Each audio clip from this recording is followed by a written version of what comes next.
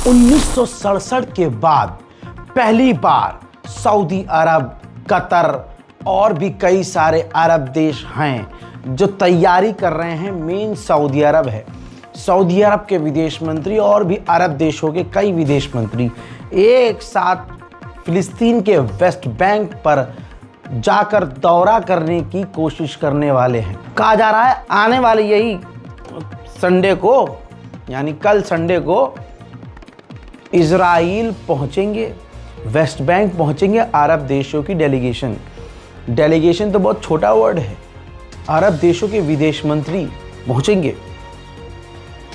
अब ऐसे में मामला आपकी नज़र में खबर बहुत छोटी है भाई साहब। 1967 के बाद पहली बार अरब देश जा रहे हैं, सऊदी अरब के विदेश मंत्री जा रहे हैं फिलिस्तीन। ऐसे में इजराइल तैयारी में लग चुका है कि नहीं, ये अरब देशों की डेलीगेशन को हम वेस्ट बैंक में जाने नहीं देंगे, इनको आने ही नहीं देंगे। वो अपनी कोशिश में लग चुका है। अब ये डेलीगेशन आएगी, आधिकारिक इसमें नाम है सऊदी अरब, तुर्की, यूएई, इजिप्ट, जॉर्डन और कतर के विदेश मंत्री। इन तमाम देशों के विदेश मंत्री वेस्ट बैंक आने की तैयारी में संडे को। कानून आखिरकार बदल दिया है। अमेरिका के विदेश मंत्री ने ऐलान कर दिया है कि जो भी इजराइल का विरोधी होगा उसको वीजा अमेरिका का नहीं दिया जाएगा। सुनिए। Under President Trump, the United States will stand with the Jewish people. We have implemented a vigorous new visa policy that will prevent foreign nationals from coming to the United States to foment hatred against our Jewish community. We are holding international organizations and nations accountable for rhetoric against Israel that resurfaces in the manifesto of monsters like Iran and Sarah's killer. But we do see an eventual light at the end of this long tunnel of suffering. One can imagine a Middle East. Israel ने West Bank के इलाकों से 4200 परिवारों को निकाल दिया है। सोचिए, 4200 लोगों को नहीं, 4200 परिवार वालों को। इजराइल के कट्टरवादी नेता बेंजामिन नेतन्याहू से कहा है कि वक्त आ गया है कि पूरी ताकत से गाजा के अंदर घुसा जाए और गाजा पर पूरी तरह से कब्जा कर लिया जाए।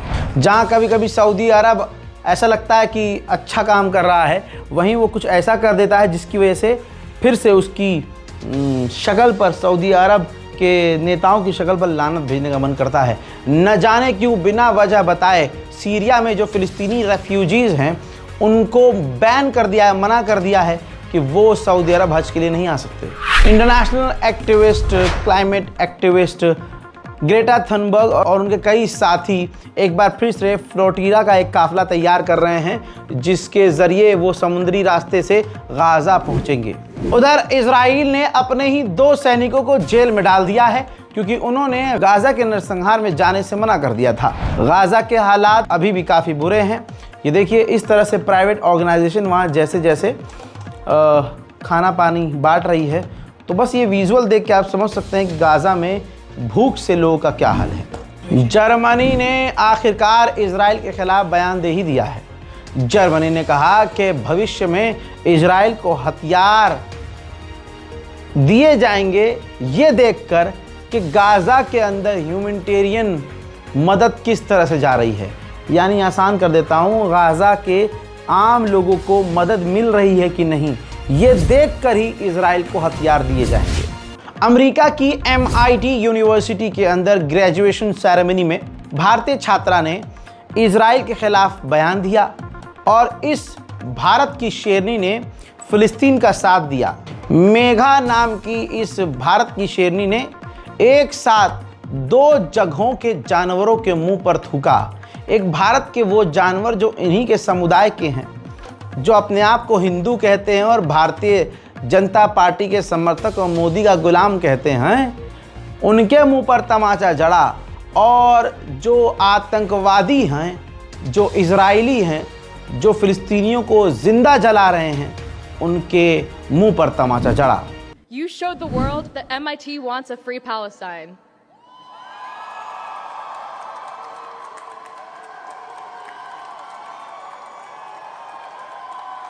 Last spring, MIT's undergraduate body and graduate student union voted overwhelmingly to cut ties with the genocidal Israeli military. You called for a permanent ceasefire in Gaza. and you stood in solidarity with the pro-Palestine activists on campus. You faced threats, intimidation, and suppression coming from all directions, especially your own university officials.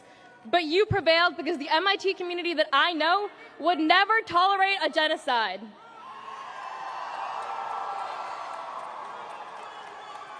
Right now, while we prepare to graduate and move forward with our lives, there are no universities left in Gaza.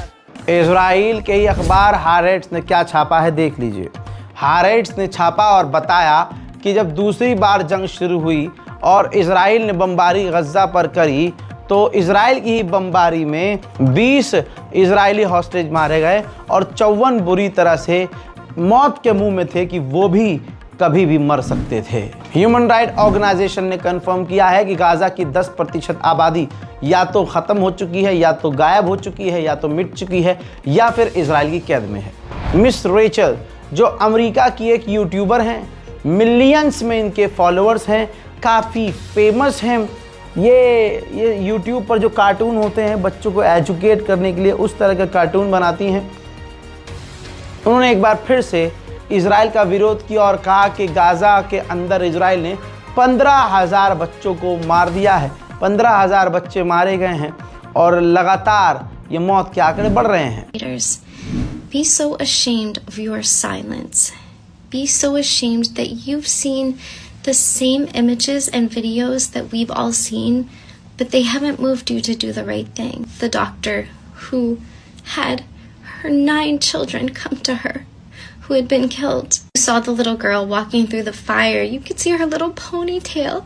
Be so ashamed that you normally speak out for human rights. You normally speak out for children everywhere, but you won't now because they're Palestinian. Be so ashamed of your anti-Palestinian racism. So ashamed that you don't see Palestinian people or their children as the same as us and our children. You think their babies don't like peekaboo and don't smile when they see someone they love and don't. उधर हौथीज ने आखिरकार अब Israel की airlines को धमकी दी है। Report ये है आपके सामने कि अब हौथीज ने कहा है कि हम इजराइल के जहाज़ों को निशाना बनाएंगे, जिसके बाद इजराइल के जहाज़ जो हैं वो ख़तरे में हैं। अब इजराइल के जहाज़ बड़े आराम से जिस तरह से मस्ती में उड़ रहे थे नहीं उड़ पाएंगे। वजह यह है कि इजराइल ने कुछ दिन पहले जो सना इंटरनेशनल एयरपोर्ट है वहाँ पर हमला करके जो कि वहाँ का आखिरी जहाज़ था उसको भी तबाह कर दिया, जिसके बाद हूतीज़ ने ये ख़तरनाक फ़ैसला सुनाया है। उधर सीरिया पर एक बड़ी ख़तरनाक बमबारी की गई है। इजराइल के द्वारा एक स्टोर था सीरिया में, वहाँ पर खौफनाक बमबारी करके बड़ी तबाही मचाई गई है। लेकिन जोलानी जो चूड़ीदार पजामे वाला और ये चूड़ी पहनने वाला आपका पसंदीदा जोलानी कुछ भी नहीं बोल पाया। कुछ मंजर जो हैं जो बर्दाश्त करने लायक है सिर्फ वही दिखाऊंगा।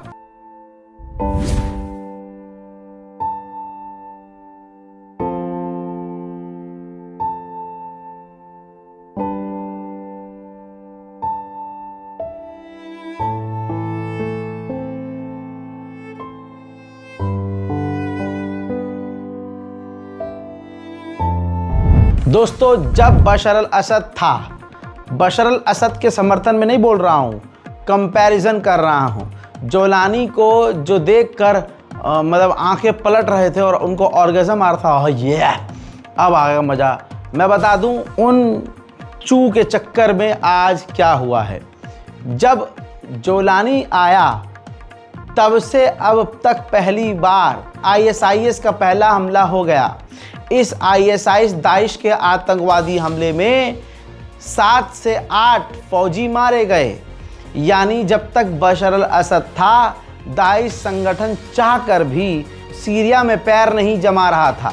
लेकिन हिजड़ा जोलानी जब से आया है, सीरिया में आखिरकार आतंकी हमले भी अब शुरू हो गए हैं। एलन मस्क की स्टारलिंक कंपनी इस वक्त लेबनान से बात कर रही है ताकि लेबनान में स्टारलिंक की सर्विस शुरू की जा सके। फ्रांस के राष्ट्रपति इमैनुअल मैक्रोन इजराइल पर लगातार हमला बोल रहे हैं। अब उन्होंने कहा है कि अगर गाज़ा पर हमले को हम इग्नोर कर रहे हैं और इजराइल का जो लगातार हमला है उसको इग्नोर करते हुए, आतंक को इग्नोर करते हुए हम चुपचाप बैठे हैं, तो इसका मतलब ये है हम आतंकवाद को एक तरह से सपोर्ट कर रहे हैं और हम अपनी विश्वसनीयता यानी दुनिया जो हम पर यकीन करती है कि हम हक का साथ देंगे, हम वो यकीन दुनिया से खो देंगे। अभी कुछ वक्त पहले सऊदी अरब के डिफेंस मिनिस्टर जो हैं, ये तस्वीर ख़ास है, पहुँचे थे ईरान और ईरान के सुप्रीम लीडर को उन्होंने मुलाकात करके एक ख़त दिया था मोहम्मद बिन सलमान का।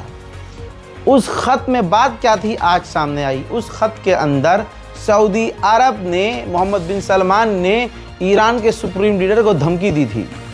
उस ख़त में ये लिखा था कि अगर आपने ट्रंप से डील नहीं की, अमेरिका से डील नहीं की, तो आपके लिए बड़ा ख़तरा है, इजराइल आप पर हमला कर देगा। ये खबर एडवांस बता रहा हूँ, सोर्स बता रहे हैं कि आने वाले कुछ दिनों में अमेरिका एक बार फिर से ईरान से कहेगा कि आप 0% यूरेनियम यानी यूरेनियम बनाना बंद करेंगे और अगर आपने हमारी ये बात नहीं मानी तो आपके साथ बहुत बुरा होगा। E3 यानी फ्रांस, जर्मनी और ब्रिटेन प्रेशर बना रहे हैं IAEA पर कि आप ईरान पर प्रेशर बनाओ और अपने इंस्पेक्टर को ईरान के न्यूक्लियर तक पहुंचा दो। लीजिए, जिस खबर का इंतज़ार था वो भी आपको बता देता हूं।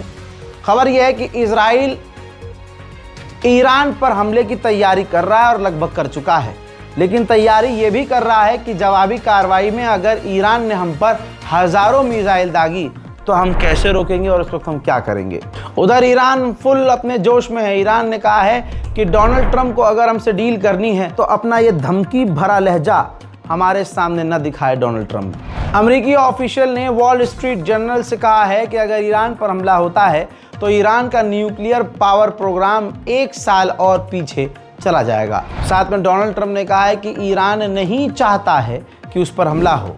इजराइल के आर्मी चीफ ने कहा है कि अगर गज़ा पर हम डील कर लेते हैं, गाज़ा से हम थोड़ा पॉज ले लेते हैं, तो हमें बेनिफिट ये होगा कि हम फोकस ईरान पर कर सकेंगे।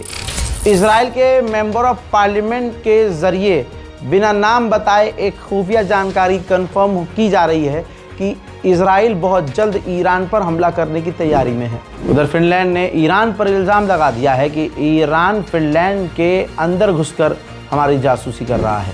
हजरात, ईरान जो तेल भेज रहा है और बेच रहा है चाइना समुद्री रास्ते से, तो वो मलेशिया के रास्ते से ईरान के जो जहाज़ हैं वो तेल लेकर चीन पहुंच रहे हैं।